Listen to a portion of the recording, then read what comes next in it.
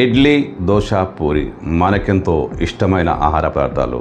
పొద్దున్న లేచి దోశ తినాలనో, పూరి తినాలనో, ఇడ్లీతో టిఫిన్ చేయాలనో మనం ఆరాటపడుతుంటాం. కానీ ఇడ్లీ, దోశ, పూరి ఇబ్బందులు పడ్డాయి. అమెరికా బాంబు ఇడ్లీ, దోశ, పూరిపై పడింది. అవును, అమెరికా ఇరాన్పై చేస్తున్న యుద్ధం నేపథ్యంలో గ్యాస్ నిల్వలు అడుగంటిపోయాయి. కమర్షియల్ గ్యాస్ దొరకని పరిస్థితి ఏర్పడింది. ఈ నేపథ్యంలో హోటళ్ల యాజమాన్యాలు ఇడ్లీ, పూరి, దోశ వంటివి తయారు చేసే విధానాన్ని రద్దు చేయబోతున్నాయి. ఎందుకంటే వాళ్ళ గ్యాస్ అందుబాటులో లేదు.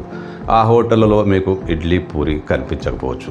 దేశవ్యాప్తంగా ఇదే పరిస్థితి. హైదరాబాద్లోనూ అనేక హోటళ్ళు కీలకమైన నిర్ణయం తీసుకున్నాయి. ఇడ్లీ, దోశ, పూరి సరఫరా చేయలేమని. ఎందుకంటే వాటి తయారీకి గ్యాస్ ఎక్కువగా అవసరం ఉంటుంది.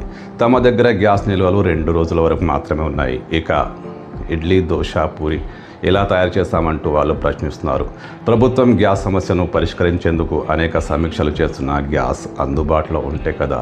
ఇదే కారణంగా బెంగళూరు, రాజస్థాన్, హైదరాబాద్ వంటి ప్రాంతాల్లో ఈ వంటకాలకు ఇప్పుడు సమస్య ఏర్పడింది. మరో 2 రోజుల్లో ఇవి కనిపించకపోవచ్చు.